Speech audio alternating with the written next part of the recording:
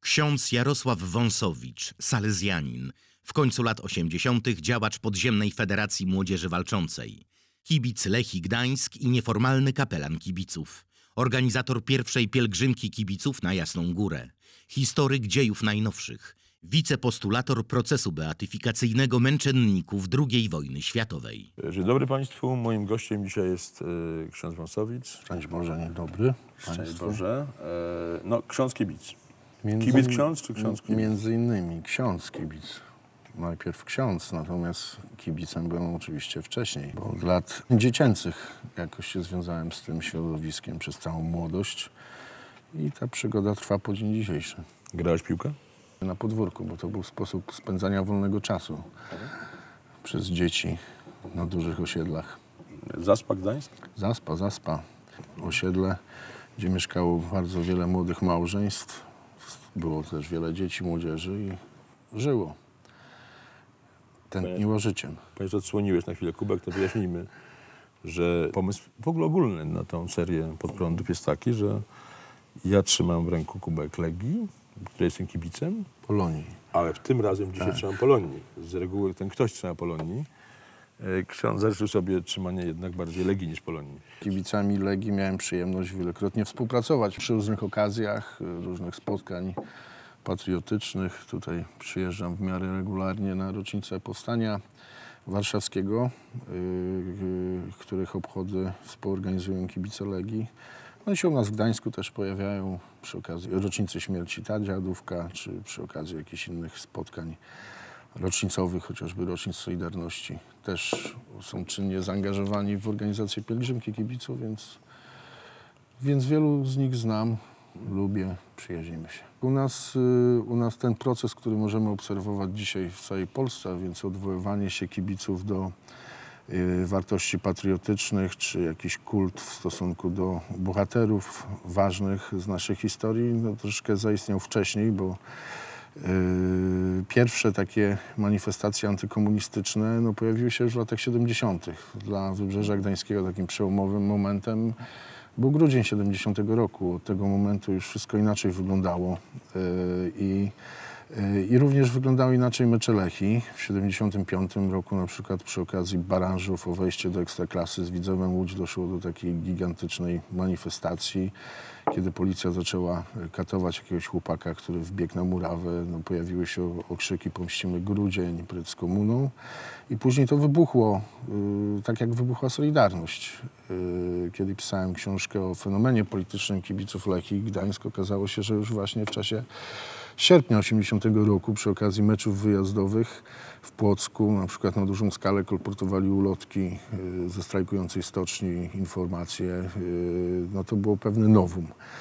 A po stanie wojennym, kiedy Lechia szczęśliwie zaczęła grać w pierwszej lidze przez parę sezonów, kiedy zdobyła z marszu Puchar Polski, trafiła na tak zwane salony piłkarskie, a to się stało okazją również do tego, że kibice Lechii jeździli po dużych miastach w związku z meczami i się stali takimi emisariuszami Solidarności. Dzisiaj już w wielu opracowaniach historycznych możemy znaleźć potwierdzenie tego, że to był jeden z bastionów wolności, stadion Lechii.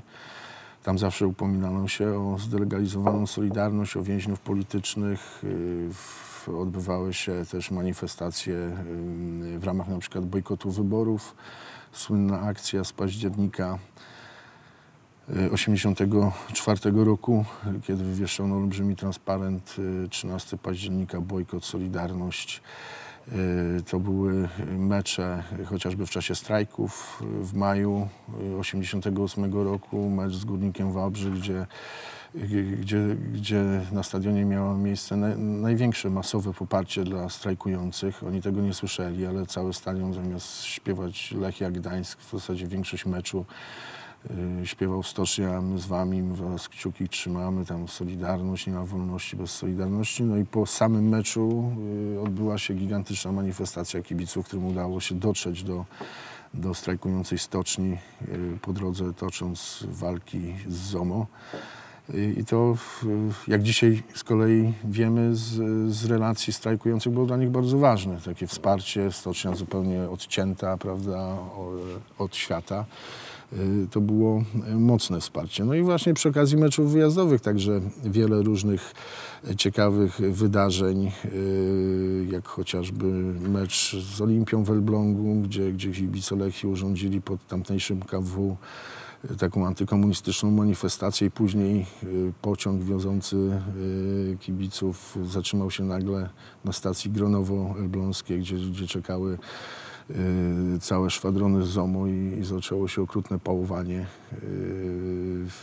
czy manifestacje w Poznaniu przy okazji meczów z Olimpią Poznań, gdzie masowo kibice udali się pod pomnik Poznańskiego Czerwca. Powiedz mi, od kiedy ty jesteś takim bezpośrednim kibicem? Znaczy... No ja pierwszy raz na meczu byłem w 1982 roku. No z takiej zaspy to po prostu całe hordy chłopaków. Zawsze jak był mecz, tak. Jak się nazywa wasza żyleta? Młyn. Tak. W tym młynie byłeś? No, jak wszyscy. Aha. Na te wyjazdowe mecze jeździłeś? Jeździłem. Arkę tępiłeś? No tak. Jak najbardziej? Jak najbardziej, jak porządny lechista. Jako duży mężczyzna w ustawkach klubowych brałeś udział? W latach, w których ja czynnie brałem udział w ruchu kibicowskim, w sensie takim, że chodziłem na każdy mecz w Gdańsku, starałem się jeździć na większość meczów wyjazdowych, więc to były lata mojej szkoły średniej. No to czegoś takiego jak ustawki nie było. Czasami dochodziło oczywiście do bujek, zwłaszcza gdy kluby są zwaśnione, tylko to też miało moim zdaniem trochę chyba bardziej cywilizowany przebieg, bo tam przede wszystkim nikt życia nie stracił, prawda? To się odbywało w jakichś granicach. No, było zupełnie inaczej niż na przykład mniej więcej od lat 90., kiedy można powiedzieć na Polski to były czarne lata dla ruchu kibicowskiego, kiedy zaczęła bandyteria dominować na stadionach. I to trwało do momentu, kiedy zaczął się proces, który ciągle trwa, kiedy ta rywalizacja między kibicami niekoniecznie polega na jakichś właśnie bójkach czy ustawkach. Dzisiaj większość zaangażowania kibiców idzie właśnie ku takim pozytywnym sprawom, jak właśnie upamiętnianie polskich bohaterów, oprawy meczowe. No tego jest masa. To tak daleko poszło, że teraz są niektórzy goście tych opraw, a także tak zaangażowani prawicowo ludzie, którzy są wśród tych kibiców, że oni w ogóle tych meczów nie oglądają, bo się piłką nożną nie interesują, bo twierdzą, że gdyby się interesowali, to by grali piłkę. To jest bardzo popularne wśród kibiców powiedzenie, że gdybyśmy interesowali się piłką nożną, to zostalibyśmy piłkarzami. Oczywiście. Tak, no oczywiście, bo na ruch kibiców to trzeba patrzeć jak na pewnego rodzaju środowisko ludzi, bardzo konkretnie związanych ze swoją małą ojczyzną, przyjaźniących się ze sobą, dla których bycie kibicem to nie jest sprawa tylko 90 minut na stadionie, ale to jest po prostu jakiś program życia też. Ci ludzie się jakoś spotykają ze sobą, przyjaźnią, wspierają w trudnych chwilach życiowych i mógłbym tutaj setki takich przykładów przywołać. No i też ich łączą wspólne poglądy. W Polsce można powiedzieć, jesteśmy w tej szczęśliwej sytuacji, że większość środowiska kibicowskiego to są ludzie, którzy mają poglądy konserwatywno-prawicowe, więc nie ma tego zderzenia, które ma miejsce na Zachodzie, że część klubów jednoznacznie deklaruje się jako zwolennicy lewicy, inni prawicy, jeszcze inni w ogóle się nie deklarują i chociażby na tym punkcie dochodzi do wielu awantur.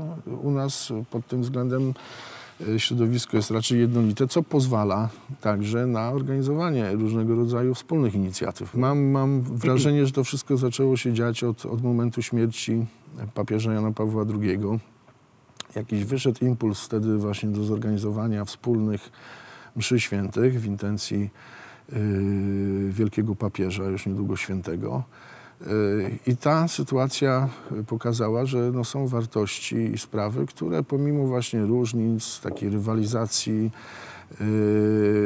potrafią łączyć i są ważniejsze od jakichś takich animozji. I to był ten moment. On oczywiście został szybko storpedowany przez media. Jak wszystko, co się wydarzyło przy okazji śmierci Ojca Świętego, bo przecież to było wielkie duchowe poruszenie w Polsce, prawda? Te pełne kościoły, ludzie wzruszeni, klękający, masa spowiedzi. No i to zostało szybko bardzo storpedowane poprzez różne akcje, prawda? I między innymi również zmarginalizowano to ważne wydarzenie, moim zdaniem, że ci kibice potrafili pomimo różnic właśnie przy takiej okazji zjednoczyć się. I to owocuje dzisiaj. To jest moim zdaniem jakiś cud Ojca Świętego, że dochodzi właśnie do sytuacji, które wcześniej nie były możliwe. Że dzisiaj w imię wartości kibice różnych klubów potrafią jechać na przykład na Jasną Górę, spotkać się razem na pielgrzymce kibiców, potrafią zorganizować, nie wiem, wspólne marsze ku czci żołnierzy wyklętych, czy wspólnie obchodzić rocznicę Powstania Warszawskiego, czy przyjechać delegacje różnych klubów do Gdańska, kiedy były okrągłe rocznice Solidarności. No, tych wydarzeń jest już dzisiaj naprawdę bardzo dużo. Ty jesteś z tego pokolenia kibiców, który się interesował piłką nożną. Tak, troszkę tak. Chociaż niekoniecznie, bo nie tylko piłką nożną, no bo środowisko kibiców Lechii, kiedy ja już zacząłem być takim dorastającym chłopakiem i zaczęły mnie też inne rzeczy interesować, to okazało się, że to jest również takie gniazdo całego opozycyjnego Gdańska, bo przecież tam kibicami Lechii byli znani chociażby działacze NZS-ów, liderzy jak Mariusz Popielarz, Federacji Młodzieży Walczącej. Donald Tusk jest znany polityk. On już, ja go jakoś nie pamiętam, bo już tu ja chodziłem pod koniec, druga połowa lat 80. On się odwołuje raczej do lat 70., więc na pewno nie był jednym z liderów tego środowiska, natomiast tam się spotykało takie postaci jak Jacek Kurski, jak Darek Krawczyk, jak Dówkowie. No to były dla młodzieży osoby rozpoznawalne, jeżeli chodzi o działalność opozycyjną. No i kibice Lechii także co tydzień regularnie uczestniczyli w mszach świętych odprawianych przez księdza Jankowskiego pod Świętą Brygidą. W pewnym momencie w 1987 roku w wyniku takiego porozumienia z Federacją Młodzieży Walczącej, która zaczęła wieść prym wśród organizacji młodzieżowych, zaczęli tworzyć nawet taką, że tak powiem, niezależną ochronę manifestacji. Więc oni szli w pierwszych szeregach, zawsze w szeregach Lechii. Jak wychodziło ZOMO, to oni nie uciekali, tylko się z tym ZOMO tłukli, no, ochraniając często tych wszystkich innych demonstrantów. No więc to jest dobry moment, żeśmy posłuchali twoich kolegów, Andrzeja Dówka i Roberta Kwiatka. Księdza Jarka Wąsowicza poznałem w roku 1988. Było to na pielgrzymce Świata Pracy. Pojechaliśmy z naszą ekipą z Federacji Młodzieży Walczącej. Przyjeżdżamy na miejsce, widzimy na murach transparenty Federacji Młodzieży Walczącej, co ciekawe z Gdańska, a nam nic to nie było wiadome. No, nasza myśl była taka, że jest to jakaś forma esbeckiej prowokacji, na zasadzie, żeby ludzie z innych regionów zgłaszali się tutaj do Gdańska czy do tego przedstawiciela, oni będą wychwytywali kontakty. I pamiętam, że po krótkiej naradzie postanowiliśmy się zaczaić na, że tak powiem, właścicieli tych flag, tych, którzy ją pilnują, czy nawet próbowaliśmy ją zdjąć, żeby się pokazali z założeniem takim, że no, jak trzeba będzie, to nawet rozwiązanie siłowe, żeby tam tego prowokatora zdemaskować, zanim szkód narobi. No, summa summarum prowokatorem okazał się dzisiejszy ksiądz Jarek wówczas i szczerze mówiąc to koronnym argumentem, który no, spowodował zaniechanie rozwiązań siłowych, był wiek księdza Jarka. Był po prostu za młody na SBK. Ksiądz Jarek działał w podziemiu, ucząc się w szkole w technikum samochodowym, założył pismo Klakson, wydawane w opozycji. Brał udział w wielu manifestacjach, jest znane zdjęcie księdza Jarka, który trzyma transparent "Młodzież z partią się rozliczy". Później mocno ksiądz Jarek zaangażował się w Lechię Gdańsk. Zresztą był też wcześniej kibicem wiernym, tak jak wielu z nas, z wielu chłopaków z Gdańska. Napisał jedną z takich swoich pierwszych, ważniejszych publikacji, książkę Biało-Zielona Solidarność, gdzie opisał fenomen kibiców Lechii, fenomen związany z walką o wolną i niepodległą Polskę. Jak żeśmy wykorzystywali wyjazdy na mecze Lechii do działalności na przykład podziemnej, Z takim przykładem, który mi się teraz nasuwa, to był wyjazd do Krakowa na Hutnik Kraków, bo w trakcie tego wyjazdu jakby jadąc z grupą kibiców, żeśmy transportowali no, niezależne wydawnictwa i oddawaliśmy na skrzynkę do Krakowa. Wiadomo, że jeżeli chodziło o jakieś różne akcje dość ryzykowne czy takie, to właśnie wybierało się spośród siłą rzeczy spośród kibiców. To nie dlatego, że byli kibicami, tylko dlatego, że jakby najwięcej było z nich osób chętnych. One się najbardziej chciały udzielać, jako że jeżdżąc na mecze, na wyjazdy, byli obici też, obyci byli z przemocą po prostu, jaką milicja stosowała środkami przymusu bezpośredniego, a więc, no mówiąc ogólnie, no ja wolałem iść na akcję plakatowania z jednym moim kolegą siwym niż z 5 innymi, którzy zaczną uciekać, tak? Bo to zawsze we dwóch można było coś tam zrobić. Trzeba pamiętać, że Federacja Młodzieży Walczącej to jednak była organizacja konspiracyjna i to nie było takie proste, żeby pójść pod brygidę, się po prostu zapisać. Natomiast od jakiegoś czasu z kolegami czytaliśmy regularnie dosyć monit i po prostu identyfikowaliśmy się z treścią tego podziemnego wydawnictwa, które było firmowane przez Federację Młodzieży Walczącej. I przyszły strajki w maju i sierpniu 1988 roku. Mieliśmy już po 15 lat. Zaczęliśmy oddolnie organizować pomoc, ponieważ no, słyszało się w kościele Świętej Brygidy, że trzeba dla strajkujących przynosić jedzenie, papierosy, koce, to wszystko, co było potrzebne, żeby oni mogli tam wytrwać w swoim proteście. I my po prostu w kilka osób, to była grupa, wszyscy byliśmy ministrantami w kościele, w parafii Świętego Kazimierza na Zaspie. Chodziliśmy tak od mieszkania do mieszkania w blokach na Zaspie.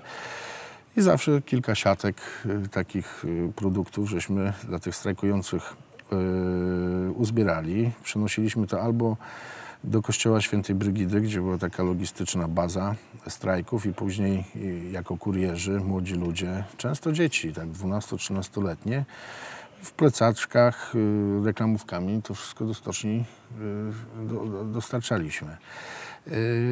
I właśnie w czasie sierpniowych strajków, kiedy się one zakończyły, dla nas tak trochę niespodziewanie, 1 września 1988 roku, wszyscy braliśmy udział w tym wymarszu stoczniowców, którzy tak trzymając się pod rękę z krzyżem na czele szli do kościoła Świętej Brygidy, krzycząc: jest nas 300, bo wtedy Urban jako rzecznik prasowy rządu powiedział, że stocznie steroryzowało 300 robotników. No to była rzesza ludzi, morze, bardzo wzruszająca chwila. I zaraz potem była pielgrzymka Solidarności na Jasną Górę. Słyszeliśmy ogłoszenia, że taka pielgrzymka jest. Wcześniej widzieliśmy zdjęcia, relacje z takich pielgrzymek. Widzimy, że tam wiszą transparenty. To na dachu jednego z bloków przy ulicy Startowej z kolegami, po prostu na prześcieradle od mamy, namalowaliśmy symbol Federacji, podpisaliśmy Gdański, ale już było tak, jak słyszeliśmy z relacji kolegów. Zostałeś działaczem politycznym. Mam wrażenie, że większość tych młodych ludzi, która się angażowała wówczas w działalność Federacji Młodzieży Walczącej, robiła to z powodów patriotycznych. I to była taka szkoła patriotyzmu, bo przecież ta działalność nie polegała tylko na rzucaniu kamieniami pod kościołem Świętej Brygidy, czy nie wiem, na krzyczeniu Solidarność na stadionie Lechii. Ci młodzi ludzie, którzy wówczas byli zaangażowani, no to oni do dzisiaj pracują na rzecz niepodległości Polski, tak bym to mógł nazwać. Tam, gdzie są dzisiaj, starają się być wiernymi tym ideałom. I to jest duże zwycięstwo, moim zdaniem, bo oni tak wychowują swoje dzieci, bo te dzieci wiedzą, co zrobił w Polsce system komunistyczny. I to są ludzie, którzy w kolejne pokolenie niosą, że tak powiem, tą walkę, którą my żeśmy wtedy toczyli. I to dzisiaj na przykład widać bardzo wyraźnie na stadionie Lechii, prawda? Że te wartości patriotyczne, antykomunistyczne przetrwały. Że dzisiaj czymś normalnym jest, że w rocznicę stanu wojennego zawsze w Gdańsku będzie oprawa, która będzie mówiła o tym, że Jaruzelski jest bandytą, a nie bohaterem narodowym, a nie człowiekiem honoru. Że ma krew polskich patriotów na rękach, polskich polskich stoczniowców, tych wszystkich, których do dzisiaj w niewyjaśnionych okolicznościach zamordowano po wprowadzeniu stanu wojennego. Więc to jest wychowanie w takim duchu, to jest niezwykle cenne, prawda? Kiedy się widzi cały stadion, dzisiaj Baltic Arena, młodych ludzi, którzy krzyczą precz komuną, tak samo jak my krzyczeliśmy w 80 roku i którzy dopominają się o to samo. No, tragedią jest to, że po tylu latach trzeba się ciągle o to samo dopominać. W tym sensie można powiedzieć, że ale to nie jest nasza porażka, tylko porażka w ogóle Polski, prawda? Że się nic... Wasza, czyli Polski. No, nasza, tak. Symbolicznym wydarzeniem to była okupacja budynku KWPZPR na przełomie stycznia-lutego 90 roku. Brałeś w tym udział? W okupacji nie, ale w pikiecie już brałem udział. Czyli ten słynny dialog z Halem. Tak, no to wasz dialog z Halem. To było w ogóle przerażające i myślę, że to też spowodowało, że po prostu wyjaśnijmy, palono dokumenty. Palono dokumenty i okazało się, że ludzie, którzy w jakimś sensie byli dla nas idolami jeszcze rok, 2 lata wcześniej, prawda, no bo to byli czołowi działacze Solidarności, wszyscy im wierzyli. Nagle ci sami ludzie, kiedy dochodzi do jakiejś wymiany tak zwanej elity władzy, nasyłają na nas ZOMO po prostu, nie? Chcą zatuszować zbrodniczy proceder palenia bardzo ważnych dokumentów. To był wielki szok, muszę powiedzieć, i podejrzewam, że wielu tych ludzi, którzy było niezwykle czynnie zaangażowanych, po prostu dało sobie spokój wówczas. A szkoda, dla polskiej polityki szkoda, bo jednak to mogły być elity. Jak się zaczął twój wybór drogi życiowej? Myślę, że to jest też konsekwencja wszystkich moich wyborów, których dokonywałem w życiu i tego, z jakimi ludźmi się wiązałem, dlatego, że ja byłem od dziecka ministrantem. Byłem wychowany w tradycyjnej rodzinie katolickiej, dla której Kościół był bardzo ważną przestrzenią, nie jakimś tam niedzielnym dodatkiem czy świątecznym. Poza tym to moje zaangażowanie i społeczne, patriotyczne, tak to nazwijmy, nastąpiło w momencie, kiedy tego typu organizacje jak Federacja Młodzieży Walczącej bardzo wyraźnie już krystalizowały swój program, prawda? I to, że uznawały się za formację prawicową, konserwatywną. I także wsłuchiwanie się w głos Pana Boga. Ja po prostu odczytałem już jako maturzysta, że taka jest moja droga. I jestem na niej bardzo człowiekiem szczęśliwym, bo w zasadzie wszystkie moje marzenia się zrealizowały. Zgromadzenie salezjańskie dało mi tą możliwość, że mogłem zrealizować także swoje talenty jako historyk. Ukończyłem studia seminaryjne, równolegle dane mi było studiować historię na Uniwersytecie Mikołaja Kopernika. Tam zrobiłem magisterkę, doktorat, teraz pracuję nad habilitacją. Jestem dyrektorem naszego salezjańskiego archiwum, więc mogę siebie realizować jako historyk. Pan Bóg, myślę, że zna każdego z nas i tych, co powołuje szczególnie, ma dla nich jakiś plan. Dla mnie miał taki. Mi bardzo odpowiada duchowość księdza Bosko, dlatego że ona jest taka zwyczajna. Bo przecież to jest święty, który wskazywał bardzo prostą drogę do nieba ludziom. Codzienne wypełnianie swoich obowiązków, w miarę możliwości regularna spowiedź święta, przyjmowanie Pana Jezusa i nabożeństwo do Matki Najświętszej, to wystarczy, żeby pójść do nieba, żeby pokonać te wszystkie trudności, które się w życiu człowieka pojawiają. I z drugiej strony to był bardzo człowiek zakochany w Kościele, wielki apologeta Kościoła, czyli taki święty na nasze czasy trochę. On działał w XIX wieku, zgromadzenie nasze powstało we Włoszech, ale w bardzo podobnym kontekście historycznym, który trwa do dzisiaj, który został zapoczątkowany rewolucją francuską, bo wtedy wszystko się zmieniło. To było największe nieszczęście dla historii nowożytnej i wtedy zaczęto przecież w tak bardzo otwarty sposób przekreślać to wszystko, co było dotychczas, atakować Kościół, wiarę, papieża. Uaktywnili się przecież wtedy bardzo mocno moderniści, protestanci, masoni. Dość wspomnieć, że XIX wiek to był przecież okres, kiedy tak naprawdę w który odnajdujemy korzenie z dwóch najbardziej zbrodniczych ideologii XX wieku, prawda? I z tym wszystkim ksiądz Bosko, jako wychowawca młodych ludzi, musiał sobie poradzić, stawić im czoła. On uczył bezgranicznej miłości do Kościoła, wierności Ojcu Świętemu. Dzisiaj to też jest bardzo ważne, prawda? Kiedy papież jako osoba, ale jako instytucja też jest ze wszech stron atakowany. Salezjanie to jest zgromadzenie zakonne, bardzo żywo obecne wśród ludzi. Taki był zamysł księdza Bosko, żeby pochylić się nad problemami zwyczajnych ludzi, spróbować zrozumieć ich ból, w miarę możliwości pomóc im. Salezjanie pierwsi zajęli się na przykład narkomanami w latach 70. Ksiądz Andrzej Szpak, który zaczął pracować z hipisami, narkomanami, który zaczął dla nich organizować pielgrzymki, no był pierwszym księdzem w Polsce, który się jakoś otworzył na tą młodzież, która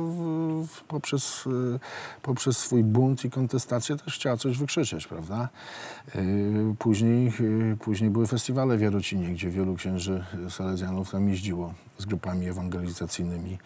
Ja miałem tę przyjemność być wśród założycieli przystanku Jezus, tej inicjatywy ewangelizacyjnej na Woodstock, nawet pomysłodawcą tej nazwy Przystanek Jezus. Pojechaliśmy wtedy z młodzieżą, to był jeden z pierwszych przystanków Woodstock w Żarach. I później to się wszystko pięknie rozwinęło w taką już potężną grupę ewangelizacyjną, która jest obecna cały czas podczas tego spędu młodzieży. No, młodzież nie jest zła. To mawiał ksiądz Bosko i jeżeli się podchodzi z taką... Nie powiesz mi, że nie widziałeś tam... No widziałem, rzeczy ale to widziałem bardzo wiele rzeczy koszmarnych, ale dlatego trzeba tam być z nimi, żeby im powiedzieć, że to jest koszmar, że dają się manipulować, że hasło rób co chce ta, no to nie jest dobry program na życie. Nie jest żadną tajemnicą, że są tam obecne i narkotyki i można powiedzieć taka zupełna swoboda obyczajowa, prawda, i nadużywanie alkoholu, bo przecież mówienie, że ten festiwal jest od tego wolny, jest po prostu kłamstwem, bo jeżeli się stawia na przykład dziesiątki kraników z piwem i piwo się sprzedaje po 2 zł, no to jest normalne, że wszyscy będą z tego korzystać, prawda? Młodzi ludzie, którzy przyjeżdżają na chwilę się wyszaleć, tak to nazwijmy. Natomiast konsekwencje tych chwil mogą być potem tragiczne w ich życiu. I to wielokrotnie miało miejsce. Myślę, że najlepszym symbolem na to, jaka tam się walka dokonuje, także duchowa, są tłumy młodzieży przed konfesjonałami, na przykład w ostatni dzień festiwalowy, prawda, bo to przeważnie jest niedziela. W czasach, kiedy się ta inicjatywa pojawiała, no to nie była mile widziana, prawda, przez Owsiaka. Okazało się, że tam mogą wszyscy przyjechać, ale nie księża, prawda, bo to tak było. Nie wiem, mogą dokładnie... wszyscy przyjechać, ale nikt nie może filmować. Tak, albo na przykład można chodzić nago, ale w sutannie już nie, prawda, bo dochodziło tam do takich sporów, że on sobie księży na przykład nie życzy. Ta część twojej pracy duszpasterska, to jest właśnie to, co powiedziałeś, znaczy przystanek Jezus oraz kibice, prawda? No, chciałbym być tutaj dobrze zrozumiany. Ja się nie czuję za bardzo jako jakiś kapelan kibiców, prawda, czy nawet duszpasterz. Ja po prostu zawsze byłem kibicem, byłem obecny w tym środowisku, a w pewnym momencie zostałem księdzem i zawsze wtedy, kiedy jest potrzeba, po prostu służę im swoim kapłaństwem. Tadeusz Dufek, legendarna postać, jeśli chodzi o kibiców Gdańskiej Lechii, ale w ogóle ruch kibicowski w Polsce. Kiedy zachorował ciężko, bo on długo walczył z chorobą nowotworową, no jakoś starałem się w miarę możliwości często przebywać razem z nim w szpitalu. No i w czasie jednej z naszych takich rozmów zwierzył mi się, że jego marzeniem jest to, żebyśmy właśnie jako kibice zjawili się kiedyś na Jasnej Górze pod sztandarami patriotyzmu, wszyscy razem, obojętnie z jakich klubów, żeby była msza święta, żebyśmy mogli właśnie wysłuchać wykładu i wspólnie dyskutować, wspólnie planować jakieś inicjatywy. Tadeusz był jednym z inicjatorów strajków w maju i sierpniu 1988 roku, które wywołali młodzi robotnicy. No a później, kiedy to wszystko się skończyło, no to już totalnie poświęcił się Lechii i w zasadzie dzięki jego zaangażowaniu i wielu naszych starszych kolegów, jemu podobnych, no, doszło do rzeczy niespotykanej i chyba nie do powtórzenia w historii polskiego futbolu, że wysiłkiem kibiców podniesiono klub od 6. ligi aż do Ekstraklasy. Po 2000 roku kibice zaczęli na nowo jakoś w Gdańsku organizować się wokół kolejnych rocznic grudnia 70 roku, Solidarności, no bo jakoś chyba zaczęli coraz bardziej dostrzegać, że coś jest nie tak, prawda, że niby nam się wmawia, że my żyjemy w wolnym kraju, że wszystko zostało załatwione, a tak naprawdę nic nie zostało załatwione, nic nie zostało wyjaśnione, nikt nie podziękował za te poświęcenia i lata walki, a przecież no, Solidarność to nie był sam Wałęsa i działacze z pierwszych stron Gazet, ale masa zwykłych ludzi, prawda, którzy z narażeniem nieraz własnego życia potrafili poświęcić czas, własne pieniądze, kariery właśnie po to, żeby coś się w Polsce zmieniło. I Tadeusz na pewno taką osobą był. Tadek zmarł, później wydaliśmy książkę Biało-Zielona Solidarność, niestety już po jego śmierci. No i ten temat pielgrzymki wrócił. Początkowo na pierwszej było tam około 200-300 osób, a więc garstka, można powiedzieć. A dzisiaj no to już są setki. No w zeszłym roku szacuje się, że około 3000 kibiców uczestniczyło w pielgrzymce całej Polski, z różnych klubów. I to jest właśnie piękne, że my jako kapłani im towarzyszymy, a oni w zasadzie sami układają program, zapraszają ciekawych prelegentów, bo punktem centralnym takiej pielgrzymki jest zawsze msza święta. Potem jest poświęcenie barw klubowych, tych wszystkich sztandarów patriotycznych, które przez cały rok wiszą na polskich stadionach. I jednym z kolejnych punktów jest zawsze spotkanie z jakimś ciekawym człowiekiem, wykład. W tym roku będziemy gościć pana Leszka Żebrowskiego, bo tematyka dotyczyć będzie Powstania Warszawskiego, ponieważ mamy okrągłą rocznicę. Kibice Legii są odpowiedzialni za oprawę. Kiedy to będzie? 4 stycznia zapraszam o godzinie 12 msza święta w Kaplicy Cudownego Obrazu. No bo to jest tak, że rzeczywiście dzięki wam, dzięki kibicom, ta jedyna chyba przestrzeń publiczna jest niezanektowana przez ten obowiązujący system liberalny, to jest... Bo teatry, mówmy sobie tak, kino, sfery kultury. Tak, no i na szczęście jest to dosyć nośne środowisko, jeżeli chodzi o młodych ludzi. Stąd jest tak groźne i tak znienawidzone. Stąd ta tak. permanentna wojna z wami, jako z bandytami, prawda? Dokładnie. No, są też tak zwane ekipy chuligańskie. Chociaż jest to na szczęście dzisiaj już zjawisko marginalne, bo przez właśnie pracę u podstaw samych kibiców to zjawisko dało się wyeliminować ze stadionów i to jest olbrzymi sukces. Dzisiaj te ustawki po lasach to one nie są tak groźne jak w latach 90. bójki na stadionach, gdzie mogli na przykład ucierpieć zupełnie przypadkowi niewinni ludzie, którzy nie chcieli mieć z tym nic wspólnego, prawda? Ale właśnie ze względu na to, że są to młodzi ludzie niepoprawni politycznie, prawda? Bo oni w zasadzie sprzeciwiają się wszystkim takim czołowym tendencjom, które możemy obserwować w mediach, w polityce, prawda? W kulturze, w sztuce. No właśnie powiedz, co ich wyróżnia? Co jest ich siłą? Ja tak sobie myślę na swój użytek, że ta grupa. W jednej sprawie są grupy.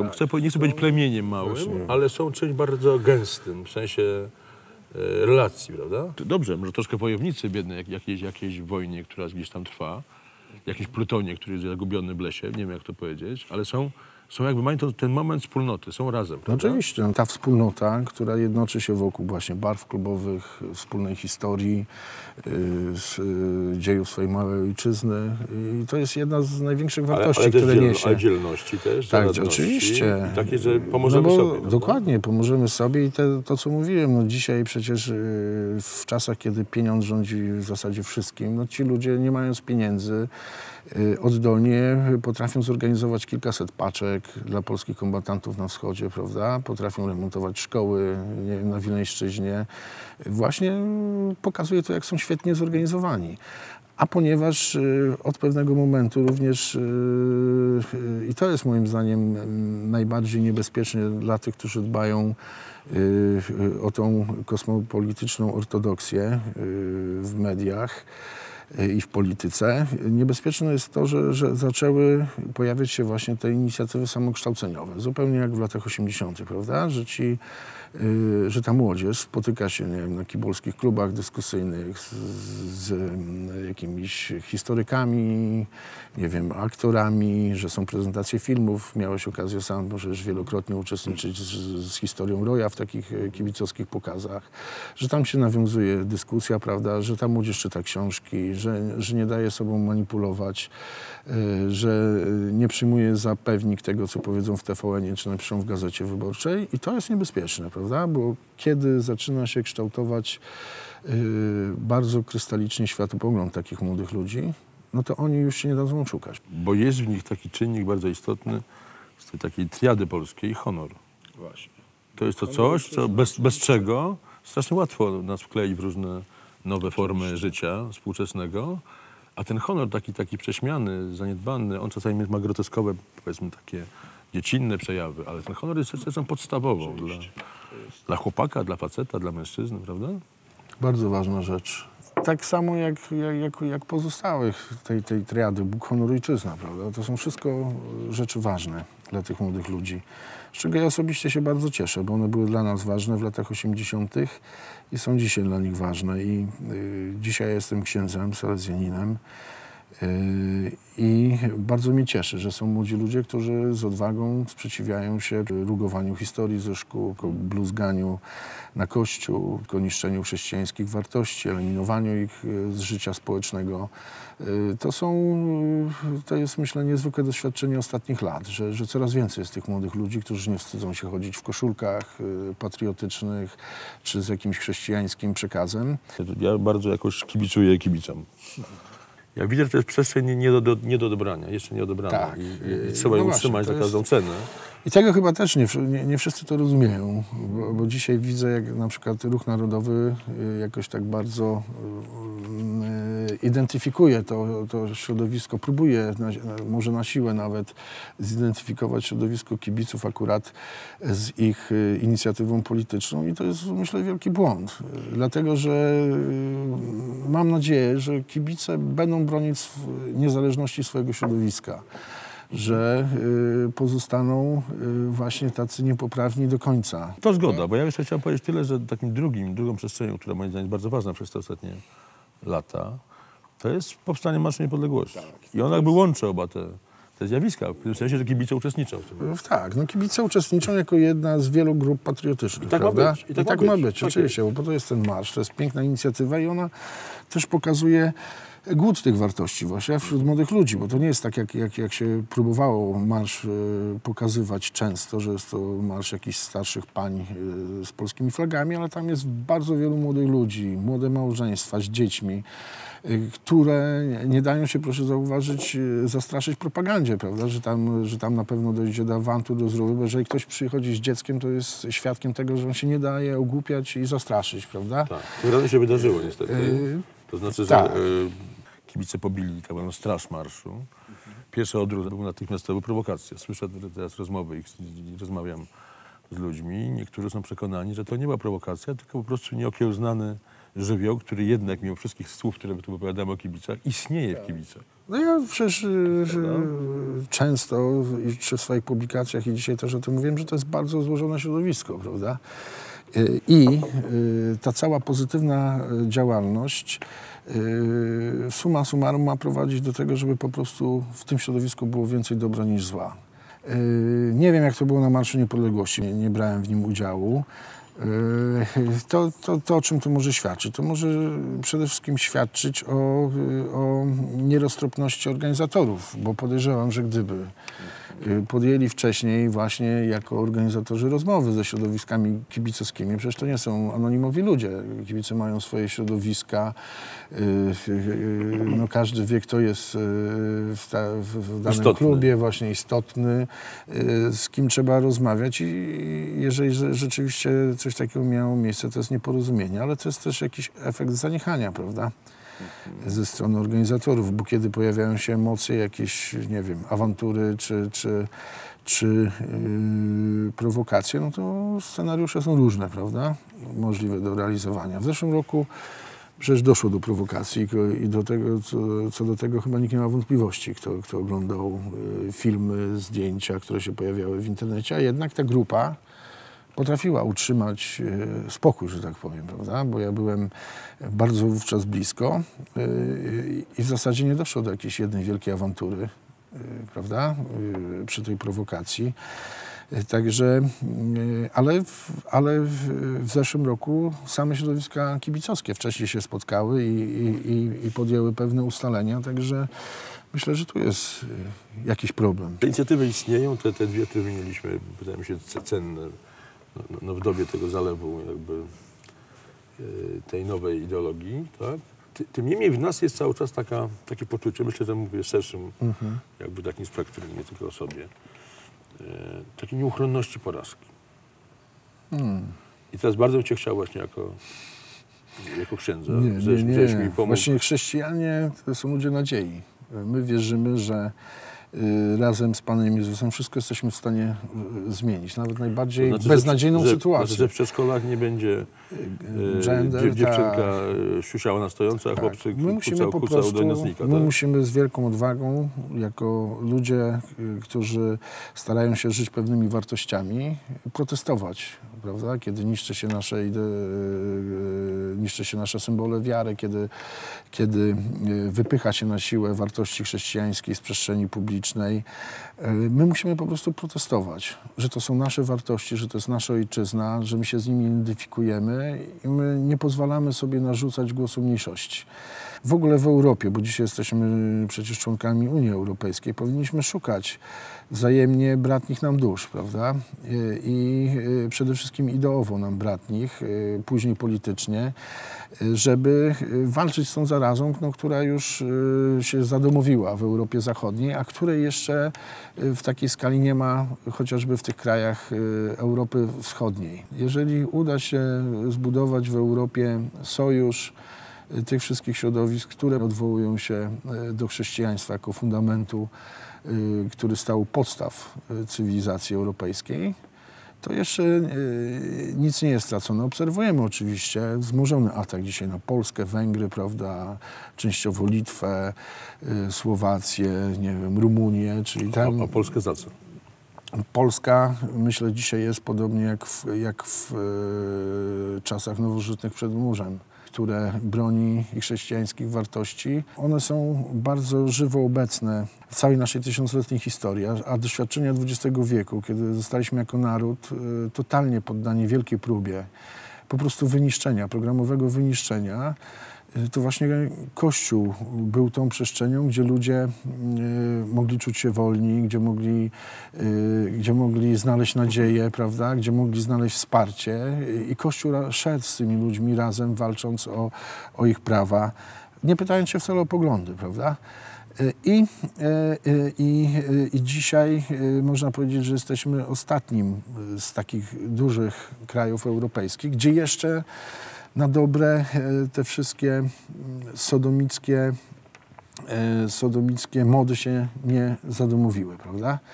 Że jeszcze wielu ludzi protestuje, prawda? Kiedy ich dzieci przychodzą z przedszkola i mówią, zwracają się do ojca, że tatuś, nie wiem czy wiesz, że ty też możesz sobie malować paznokcie, prawda? Albo chodzić w sukience. Bo takie głosy dzieci się pojawiły z tych przedszkoli, które zostały wytypowane właśnie do edukacji genderowej. I musimy właśnie o to walczyć, żeby ludzie nie pozostali obojętni i żeby wierzyli, że wiele od nich zależy. Powiedz mi, czy za 20 lat będzie w Polsce więcej kościołów i więcej wiernych, czy mniej kościołów i mniej wiernych? To zależy od nas, czy nam się właśnie uda w kolejne pokolenia teraz przenieść. Na chwilę zostań, bądź historykiem, czyli naukowcem. Myślę, że w Polsce tak. Na pewno będzie utrzymane ten poziom, który reprezentujemy. Oczywiście wszystko zależy od tego, czy Kościół będzie umiał duszpastersko odpowiedzieć na znaki czasu, prawda? Czy będzie umiał, czy będzie chciał przede wszystkim, myślę tu o duszpasterzach, usłyszeć to nawoływanie ostatnich papieży właśnie o nową ewangelizację, o to, żeby z nową siłą, nowymi metodami, w nowych miejscach głosić tą samą Ewangelię, która trwa od 2000 lat. Myślę, że idzie jakaś wiosna. Moim zdaniem, patrząc na młodzież, z którą mam do czynienia na pielgrzymkach, bo co roku chodzę też pieszo z Suwałk do Willa, więc tej młodzieży nie ubywa. A ta, która jest, to rzeczywiście Kościół jest dla nich bardzo ważny. Ewangelia jest dla nich ważna i oni rzeczywiście chcą swoje życie budować zgodnie z programem, który zaproponował człowiekowi Pan Jezus. To jest nadzieja, prawda? No więc tego właśnie oczekiwałem, że w puencie naszej rozmowy powiesz coś, co daje otuchy. Dziękuję Ci bardzo za to i dziękuję Ci bardzo za rozmowę. Ja Dziękuję. również dziękuję. Dziękuję bardzo, do widzenia Państwu. Wszystkiego dobrego.